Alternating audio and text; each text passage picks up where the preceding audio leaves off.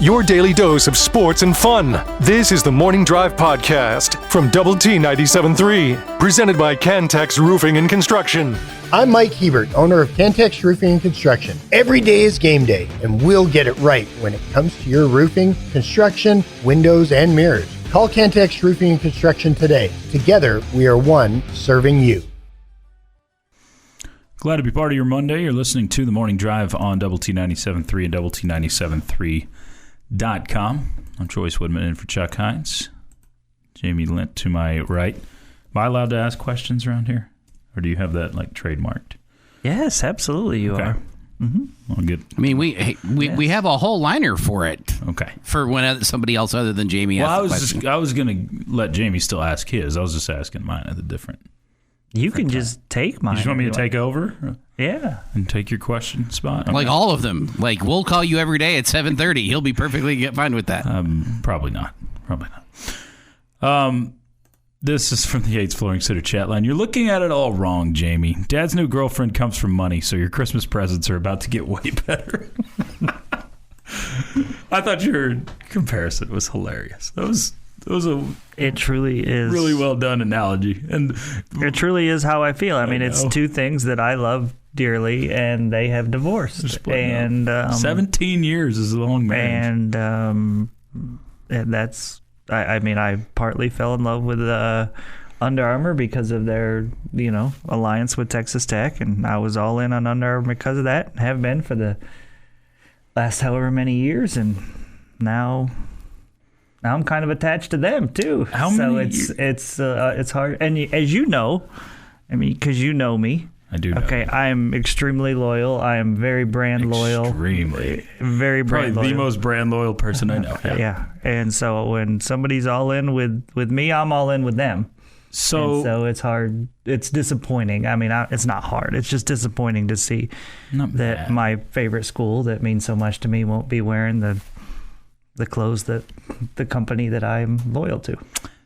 How long have you been married to your wife? Almost 25 years. Okay. So a big chunk of that Texas Tech's been with Under Armour.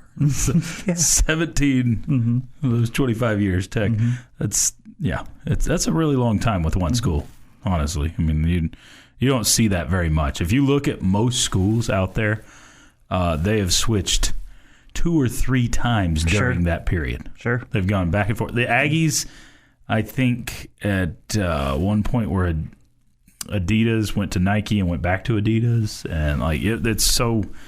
And by the way, Texas Tech becoming an Adidas school really makes Texas A&M mad. So that's also one reason I'm okay with becoming an Adidas school, because the Aggies got really mad that they're not the only big name Adidas school in the state.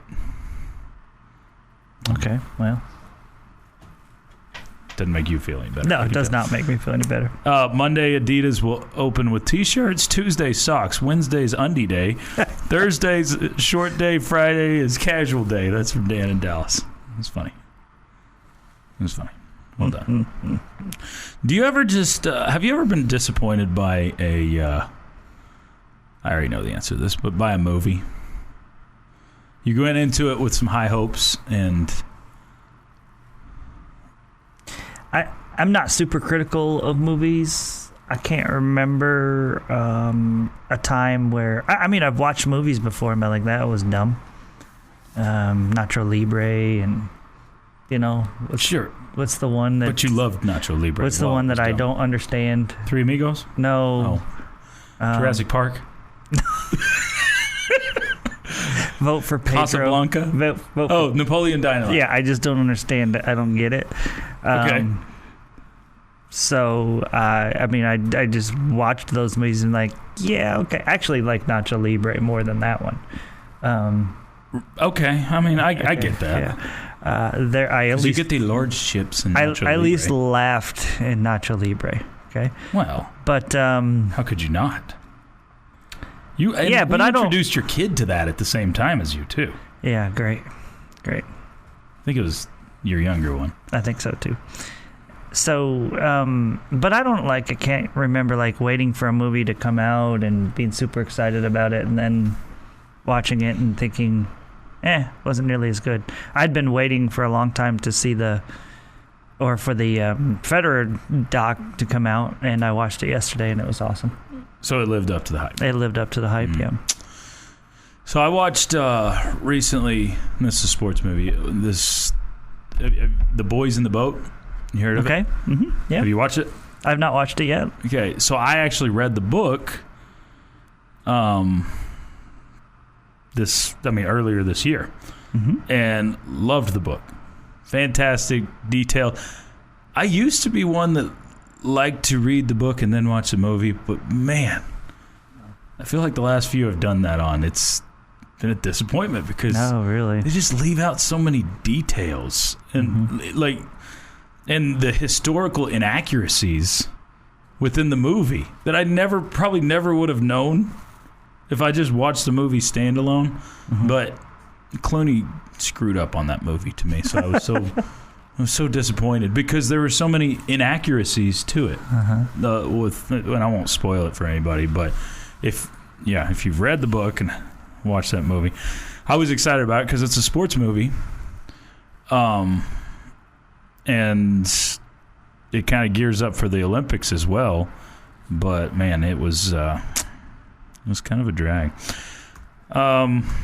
This from the chat line says, so will the tech uniforms be more traditional? I did tease that, sorry.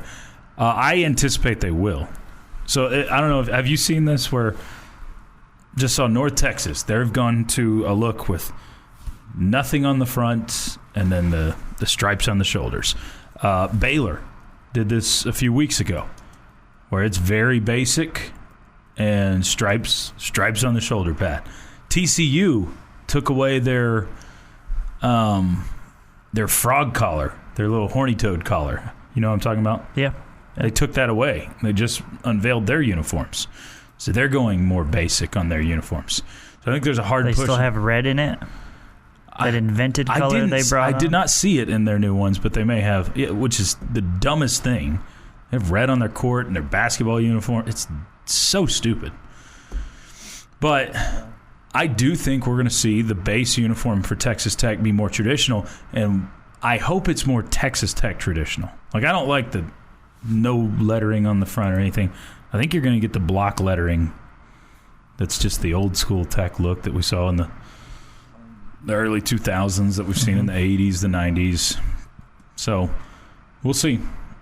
Don't know that for sure, but to answer the question, I do expect the uniforms to be more traditional than we've seen in the most recent years. Jeff McGuire will bring us This Day in Sports History coming up. More of your thoughts after that. It's the Morning Drive on Double T 97.3. The Morning Drive podcast from Double T 97.3 is presented by Cantex Roofing and Construction. Alongside Jamie Lent, I'm Chois Woodman. Jeff McGuire behind the glass. You're listening to the Morning Drive on Double T 97.3. Jeff has This Day in Sports History. Going to start in 1922, gentlemen. The American Professional Football Association is renamed to the National Football League. Bum, bum, bum, bum. 1947, future Baseball Hall of Fame infielder Jackie Robinson steals home for the first time of his 19 total times in his career as the Dodgers beat the Pittsburgh Pirates 4-2.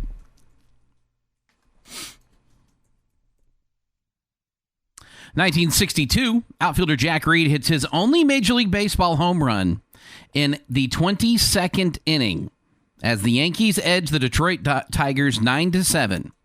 This is the slowest extra inning game in league history. It took 7 hours. How many extra innings? 22. Wow. That's too many. But kill this stupid Ghost Runner. Zombie. I like Zombie better, actually. Ghost Runners are invisible. We can see the guy out there. He's Ghost a zombie. Runners are great when you're playing like two baseball, wiffle ball in the backyard. Sure, yeah. Ghost Runners were good. No. Zombie runner thing is so fun. dumb. And they were out. They were the last out of the last inning, so they're dead. Therefore, they're zombies. Well, No one else calls them zombies except for Eric Nadell and Matt Hicks, right? I've not heard anybody else in the league call him a zombie runner. I don't listen to anybody else's broadcasts. What are the Astros? I think they call him a ghost runner. And ghost runners? He's not a ghost runner. We can see him. Ghost runners are invisible. Yeah, I'm pretty sure that's I what... I thought everybody called them zombie runners. I don't think so. I think we've heard Matt or Eric Nadell say it so much. I think I was listening to the broadcast when they kind of came into that term and ran with it. I'm so glad I'm not calling games where they have that, but I wonder what I would do. I think I would just say that the Brewers will start with B.J. Surhoff at second base to start the 10th. The official term... Choice has never heard of B.J. Surhoff. No, he hasn't. Of course I know who B.J. Surhoff is. He played for the Orioles. Brewers. And the Orioles. I think he did. I think you're right. I think he did, right? Maybe. But Brewers is where he played. Okay. Sure he never played for the Orioles, too? He might have. But like Brewers is his main I think team. I'm mixing up B.J. Anderson. Brady Anderson? That one. I'm mixing up like 5 different people. 1979. By the way, automatic runner is what the MLB actually calls zombie runner. Yeah. 1979. Ricky Henderson debuts for the Oakland Athletics. Guess what he does? Steals third base. Steals his first base of the year. Nice. 1992. NBA draft. First pick from the Orlando Magic. Out of LSU. Shaquille O'Neal. Center. Shaquille O'Neal. The hooper, the hyper, protected by a viper. When he's at the hoop, and you better decipher. Yes. Just made my day. Keep going. I'm good. Okay. 2015. I just want to tease you. I want you wanting more. Hey, a little bit is... It wets the palate. They tried to get me to rap at 2 Docs the other night, Choice. Did they really? They did. And you did not? I did not. For why? He didn't feel the flow yet. Save that for the morning Apparently drive, man. You did not have you a Buddy Hoppy or something to get you going. I don't know what that is. It's one of the beers at 2 Dogs. Okay. It's the only one I could name because it's got a cool name. 2015, former Red Raider Nate Kearns gets a hard luck no decision after going 6 innings of 3-hit ball in a 1-0 loss to the Blue Jays by the Tampa Bay Rays. Can we get this guy some run support, please? Happy birthday to Lionel Messi, who's 37. J.J. Redick is 40. Peter Weller, also known as RoboCop, 77. And Robbie Ross, 35. Okay. And on this day, in 1997, U.S. Air Force officials release a 231-page report dismissing long-standing claims of alien spacecraft crashing in Roswell, New Mexico, almost exactly 50 years ago. Police interest in the unidentified public interest in the unidentified flying objects, or UFOs, began to flourish in the 40s when development in the space travel and the dawn of the atomic age caused many Americans to turn their attention to the skies. You guys want to know how I know an alien didn't crash in New Mexico? What? How? Would you have traversed the stars to go to Roswell? Okay, but if it crashed, they're not hunting out Roswell. Do you think you could traverse the stars and they were crash just on their New way Mexico? to Ruidoso, Right, and it then just fell short. I mean, New Mexico. Okay, there's a lot of us that like making the trip. Shouldn't they have made the left turn to Vegas if they were going someplace in the desert? Why would they go there? Shouldn't they have maybe stopped by the Grand Canyon? Actually, truth be told, they probably fit in better there in Vegas. They could walk down the street and nobody would even that's what Area notice. 51 is outside of Vegas. That's Okay. where the aliens are. They tried to aim for Vegas and missed there. So I'm with you. I think the Ruidoso thing is, they're going for that. I'm just saying. That's how I know there aren't aliens in New Mexico. It wasn't an alien that crash landed, because no one wants to go to New Mexico. And that is the Stan Sports history. Did you know in 1960 that Lubbock, Texas was bigger than Las Vegas? by a lot. Did you know that in 2024 it's better than Las Vegas by a lot? I don't know. You haven't been in a while. You get to test that out. I'm so not looking forward. You get time with me, Jamie. That's great, Choice. Okay. I like time with you. All right, good. On the side of a mountain. There's mountains outside of Vegas, you know. So he can push you off. There are like some good mountains outside of Vegas. But it's going to be July, so we would likely die. It's going to be probably 109 degrees. So it looks like BJ Surhoff, 9 seasons with Milwaukee and parts of 8 seasons and 3 different stints with Baltimore. Yes! Was not completely wrong. He started it. His first 9 years were with Milwaukee. Okay. I knew my baseball card knowledge tucked back there was... Baltimore for 4 years, then left for Toronto, back to Baltimore, then to Atlanta for 3 years, and then back to Baltimore. Goodness. So there's a reason I remembered him with the Orioles, because 3 different times over. Yeah, they just couldn't wait to get him back. All right. After they traded him or let him leave as a free agent. There you go.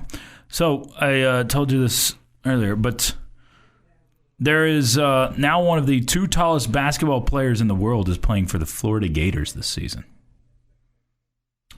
Okay. The Gators have a freshman named Olivier, I guess it looks French, Olivier. That's what I would go. Olivier Rioux. He is 7'9". Oh, wow. So Chuck would round up to 8. So they got an 8-footer for Florida.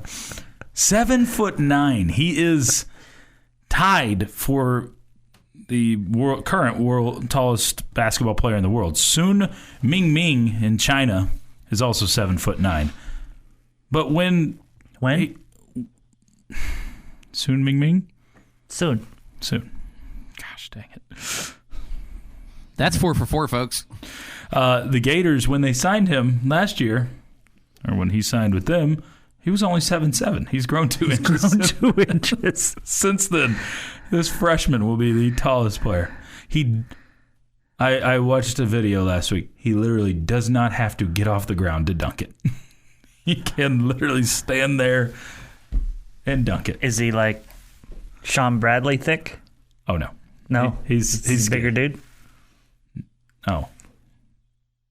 He's skinnier than Sean Bradley. Oh, wow. I don't think he's quite Chet Holmgren, but he's skinnier. Gosh. It's the Morning Drive on Double T 97.3. Your daily dose of sports and fun. This is the Morning Drive podcast from Double T 97.3, presented by Cantex Roofing and Construction.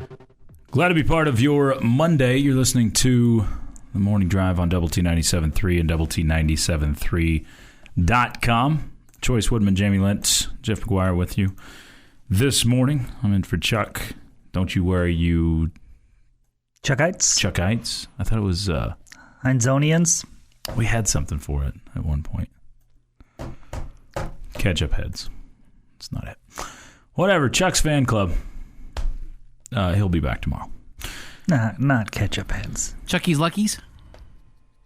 Sure. I don't know what makes them lucky. Well, the Lucky Ladies, so, Okay. kind of a spinoff on that. Y'all keep your thoughts coming in on the Aids Flooring Center chat line. We'll have a question of the day 15 minutes away. Someone says, Taylor Swift's music. Tired of people trying to convince me that's good. Okay. That's fair. Jamie gave one in the break. That's just... Choice and I had an argument over one in the break. Sacrilege. The massive gas station that so many people... Choice called it an amusement park, and it's almost as if people think it's that. It is that without the rides. It's got all the merchandise. It's got I just don't understand. I don't understand. But hey, you do you. Why can't I am not anti this particular gas station, but calling it an amusement park? I was joking, but I'm just... It's a spectacle, and it's a Yeah, Texas I'm also staple. not anti. I just don't understand why people get so excited about it. It's a Texas staple. That's all. I think it Are they only in the state of Texas? No. It started here. No, Okay. Tennessee has a couple now. Arkansas, Missouri. Okay. Louisiana. Yeah, they're all on major highways. Yes. But it started in That's Texas. smart. So I think it's another one of those things, Jamie, where it's a Texas pride thing. You're just where us Texans, we dig our heels in when it comes to Texan stuff. That's why Clint hates Buc-ee's too. But again, I don't hate it. I just don't understand the excitement level. It's like there's a handful of Texan. I have relatives that live in East Texas that are 2 hours away from the one in Forney. Okay. And they'll on a Saturday, hey, let's go. Okay. And they'll drive there. That's excessive. To hang out for an hour or so and then turn around and drive back. That's not excessive. like we're going to the Metroplex. Let's stop by on the way. Right. I had a nephew that got married, and on his wedding night, he drove 2 hours to go to it. All right. Just to come back. Okay. Yeah, that's a little over the edge. What are we doing? It's a great question. Wedding night? I mean, there's other things you want to do there. Don't have anything better There's to you? something else I'm rather doing than going to a Buc-ee's. So, yeah, I think it is truly a Texan thing where it's like we love our Texan things. There's a handful of things. Buc-ee's, Whataburger, Bluebell. I mean, That's an it Aggie is not an thing. Aggie thing. It is a Texan over Aggie thing. It is Texan ahead of Aggie. You are so embarrassing. No, it's you are- not. You're disappointing the whole entire Red Raider No, Nation I'm not. right now. I'm not. But you eat their ice cream. So And they give so much money to them. You're just paying for their I am ballpark not. choice. Just pay for well, it. get someone up here to invent an ice cream, and that'll pay for a Texas Tech ballpark. Is that what we need to go in on? You and me? I'll be fine. Okay, we need to make an ice cream that'll rival. No, we can't do that. We got to do something though. Just bring back Texas Gold ice cream. I don't have a clue what that is. It was a competitor in the early mid 90s to the Aggie ice cream. So it sounds like if you're bringing it back, it didn't do so well. Well, it didn't do well versus the dominated. juggernaut Start that something is. It didn't do well against the juggernaut that is the Aggie ice cream. But Dr. Pepper. Yeah, there's some That's another good one. Yeah. Texas brands that are just that we kind of dig our heels in. And I think that's all it is. I just think you mentioned all the ones that I'm not anti, but I'm not You're like, into nah, I'm any good. of them. I know. That's the point. Any of them. Yeah, I think there are people. I think people out of the state, they're just kind of like, eh. But yeah, Pace pecani sauce. It's a little different because Well, that's in San Antonio. it's fine, but it's not. I don't feel like that's a staple brand like the others are. I'm just saying. Pace is fine, but The other stuff's made in New York City. nice. I don't need pecani sauce, so you're good. Who will be the biggest college program sponsored by Adidas? Well, the biggest brand right now is Kansas basketball. I think they're probably the most associated. The Aggies would probably tell you that they're the biggest program sponsored by Adidas, and money-wise they are. I don't know what the contract's going to look like for Adidas and Texas Tech, but I know it's a big one. Comparative to what you had before, Under Armour could not match.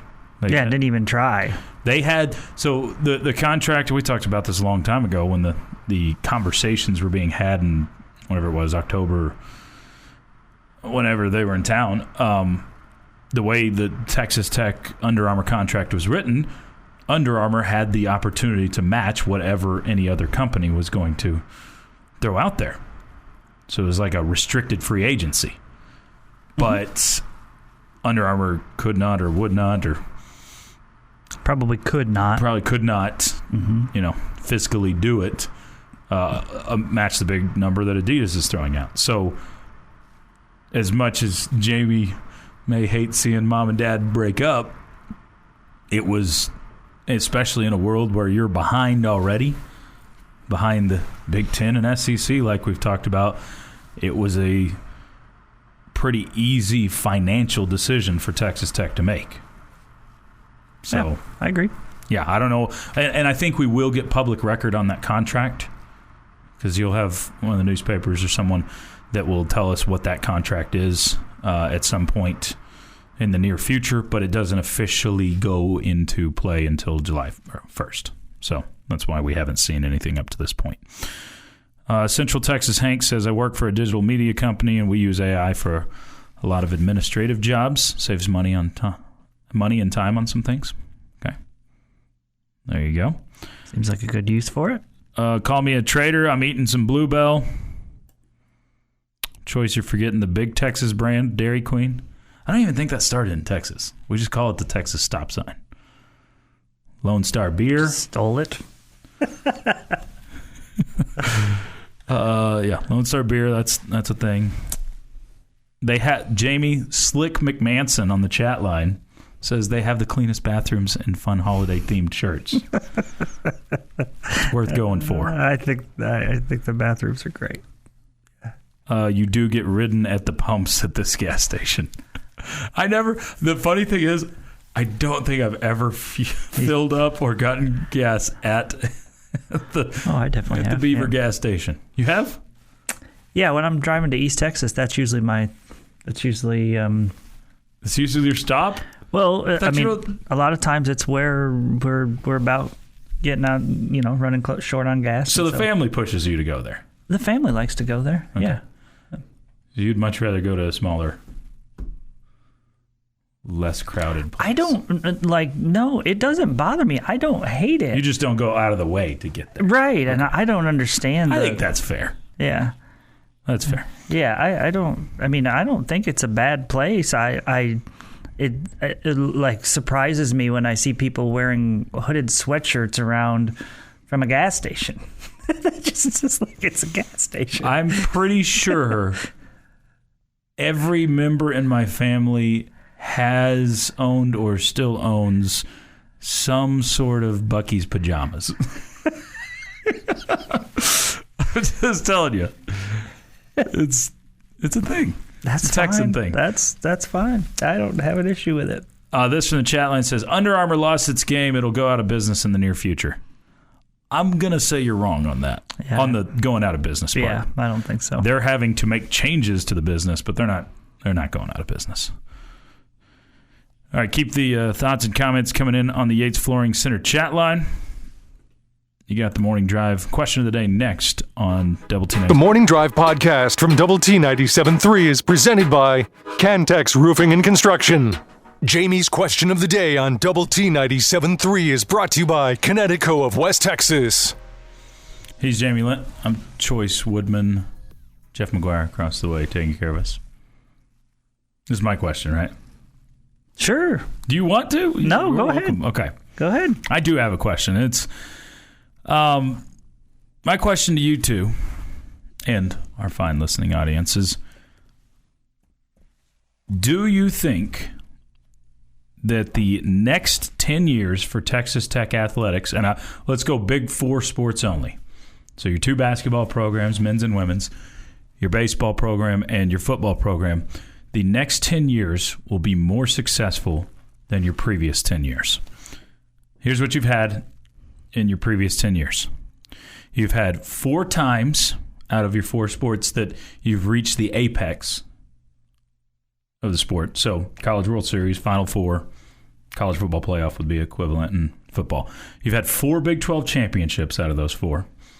3 in baseball, 1 in men's basketball. And then teams have reached the postseason.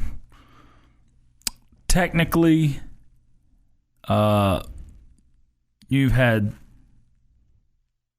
14, 20, 21 times teams have reached the postseason, but those are various levels. You had 8 tournament appearances in baseball, 6 postseason appearances in men's basketball, had 1 in NIT in the women's side over the last 10 years. And then bowls, you've had 5 out of 10 years where you've reached a bowl game, 3 wins. You could call it 3.5 because LSU vacated their win over. Did anybody remember that? I just happened to look it up. And anyway, they vacated that Texas bowl game. So you've had some high highs, but you haven't been just uber successful as a whole. So do you predict that you will be more successful in those 4 sports collectively than you were the previous 10 years? I think you'll make more bowl games than you made in the last 10 years. I do not think you'll... And if you're calling the Final Four at the College World Series, shouldn't there be 5 times? Because you made the Final Four once. I'm counting... So the last 10 years is 2015 to 20... so you're not counting 14. Okay. If you're going by 10 seasons, it's 2015 to 2024. Okay. So you don't get to count the 14 one. But yeah, all right. Yeah, I have a hard time thinking you'll hit that 4 times. Okay. The college football playoff, the Final Four, or the College World Series. I have a hard time thinking you'll hit that. Okay. So, but again, I think you'll make more bowl games. Women's basketball, you'll probably make more tournaments, I guess. I would hope. You're at 0 tournaments over the last 10 years. In baseball, I don't expect that you'll go to Omaha 3 times. So I would guess that it won't be as good. But do you make the college football playoff? No. You don't think you can get in that 12-team mix? I think you can. But you're asking me to predict. Okay. Yeah, I think you can. Sure, you can. But I don't think you will. So, totaling out, you've had 4 times where you've reached the peak of the sport. You've had 4 Big 12 championships among 4 sports. And you've had, if you're counting postseason bowl, you've had 20 postseason appearances out of 4 sports. Which I guess out of 40 opportunities. Half the time you made it. Yes, you will beat those. I don't know that the baseball will make it to the College World Series, 3 times in 10 years. But I think the balance of that out is that I think you will make a college football playoff with a 12-team format.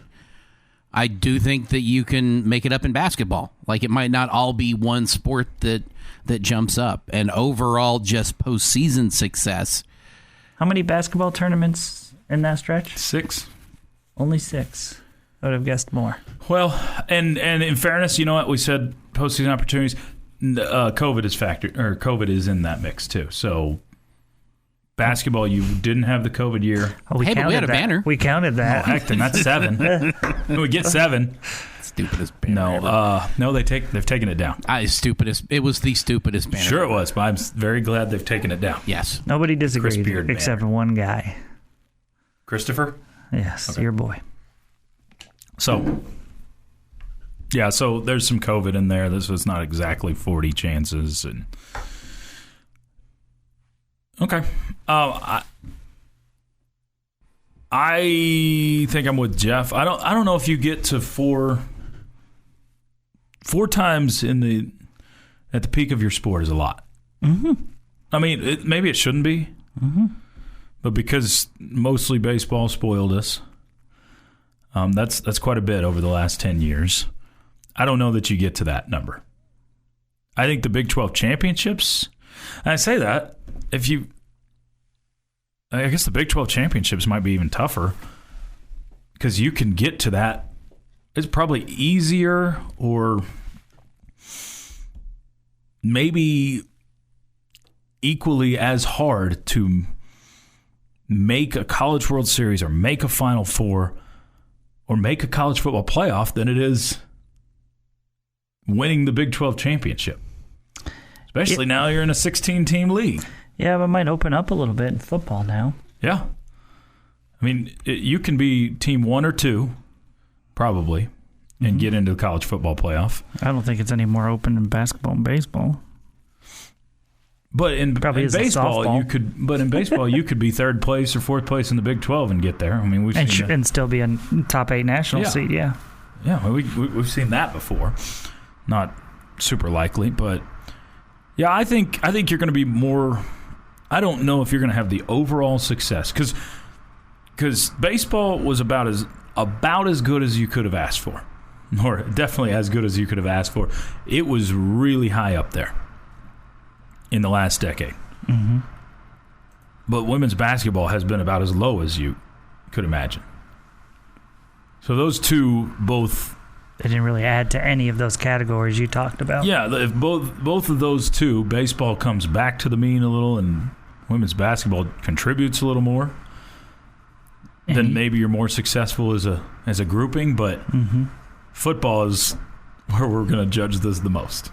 This is sure. how it works. Sure. But only 5 out of 10, it feels like you can blow past that. I would hope so. Yeah, you would think that would be 8, 9, 10, maybe 10 out of 10. I think that's the biggest thing with football is, again, Leach didn't blow everybody away by 10-win seasons all the time. The baseline expectation was getting to a bowl game, and you did that every single year under him. So I had some fun along the way. Well, there's plenty of fun along the way. And beat the Aggies. It'd be nice if we could do that again. They just don't want to play us. Yeah, if Choice would stop supporting them with his purchases. of ice Stop cream. it. Stop. It's the morning drive. Really pulling for the Ags tonight, aren't you, Choice? Go Vols. This is the Morning Drive Podcast from Double T 97.3, presented by Cantex Roofing and Construction. 5 punts, 49-yard average for Skates, and here he goes. Puts his foot into it. This one a wobbler towards the right side of the field. Welker takes it at the 11. He's going to try to get to the right sideline, breaks a tackle. He's got running room at the 30, the 35-40.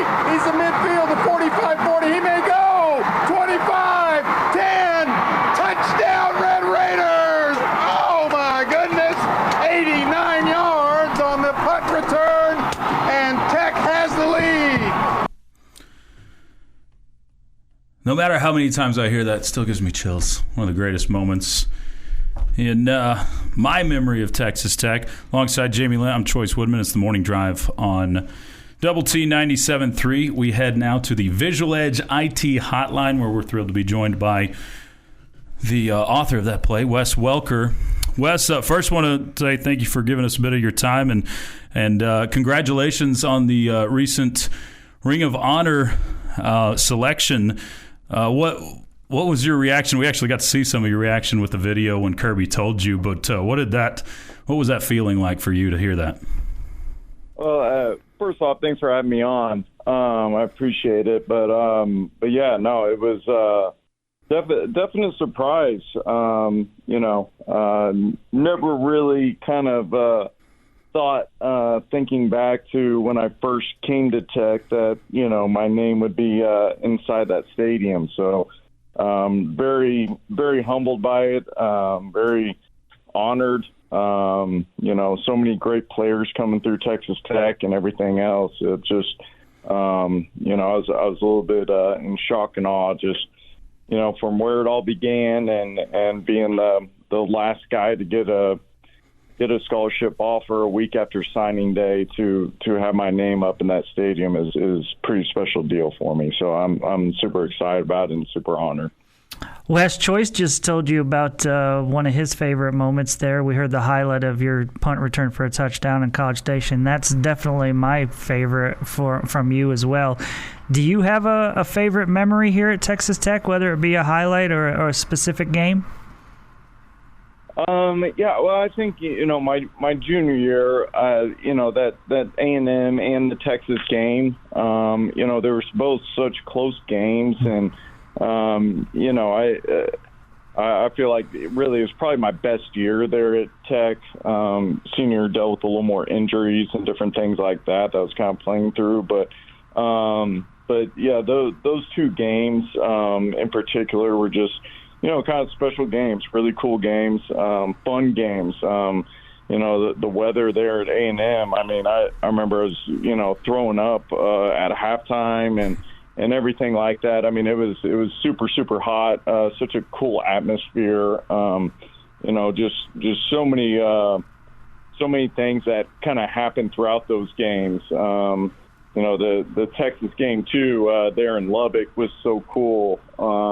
And the way we won it there at the end, and keeping the drive alive, and all those different things, and having some fourth down scenarios, and sitting there signaling Coach Leach what play to run, and he's like, "Yeah, run that one."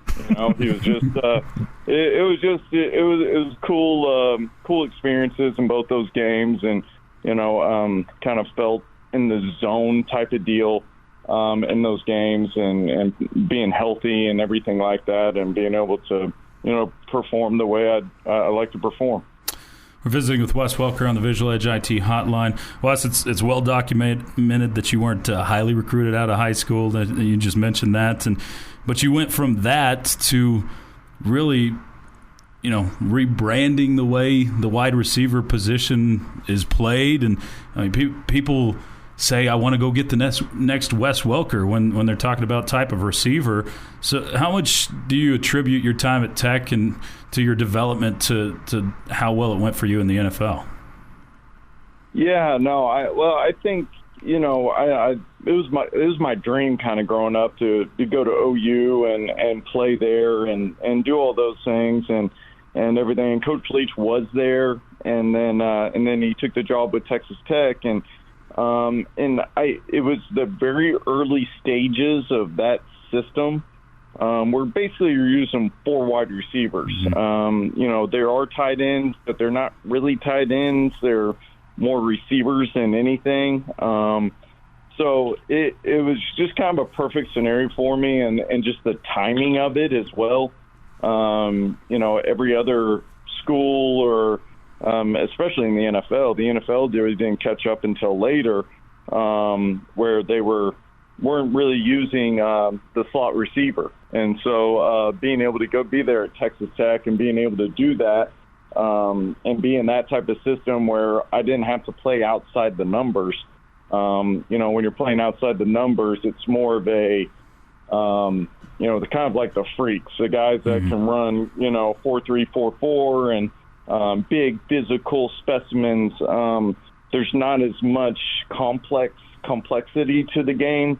You're kind of in your one-on-one matchups and different things like that, where in the slot you're kind of able to understand defenses a little bit more and understand leverages and the triangles that you're dealing with, and the different spots that are going to be open and all those different things. So just having the opportunity to do that, where a lot of teams were basically using that on third downs exclusively, and so anyway, it was just, I think a perfect scenario for me of being able to get into a system like that and at the right timing. And even though Tech was my only scholarship, I don't think I could have picked a better college for myself and the scheme and my skill set of being able to have success early on. Yeah, you were mentioning Coach Leach there and how good the fit was. How much fun was it playing in his style of offense? And also, just how much fun was it with his crazy, crazy personality? Yeah. No, it was awesome. I mean, I think Coach Leach kind of, fit my demeanor, to a T. He was hard on us. He didn't take any BS or anything like that. But at the same time, he trusted his players. There were countless times where it was just like, Coach, just call this play. And he'd be like, okay, yeah, just run that. And he just trusted, guys like myself or Cliff or, anybody else, of just understanding when the game's on the line that, trusting in us that, we're going to make the play and everything like that. So I always appreciated that about him.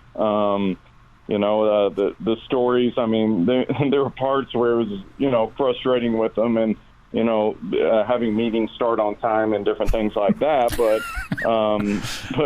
other than that, he was awesome to play for and awesome to be around.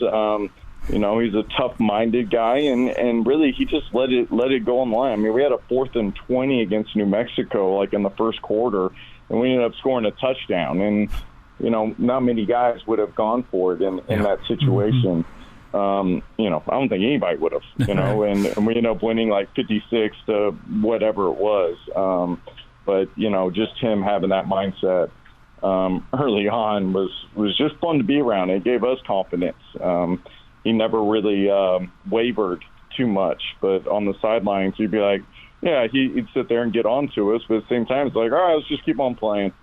And, we were always just in games, but he never freaked out. There was never like losing his cool or he did lose his cool, but it was just more and a good type of demeanor. He never really panicked, basically, is what I'm getting at. Well, Wes, man, we could talk to you all day. We really appreciate your time. I know you're down there with the Dolphins, and we'll wish you good luck. Hopefully you have a great season, and hope to talk to you again soon. Yes, sir. No, I appreciate you guys having me on. Absolutely. Take care, Wes. All right. Thank you, guys. That is Wes Welker on the Visual Edge IT hotline. Red Raider legend will go into the Ring of Honor, be inducted officially at the North Texas game, which I believe they have a Thursday night Dolphins game against Jamie's Bills. So, Well, so then I wish him bad luck. and then Hope he comes here angry. comes here angry. Well, he'll have a good time when he's in Lubbock. So That's right. We'll turn that frown upside down. This has been the Morning Drive Podcast, presented by Cantex Roofing and Construction. Check out our library of Double T 97.3 podcasts at doublet97.3.com.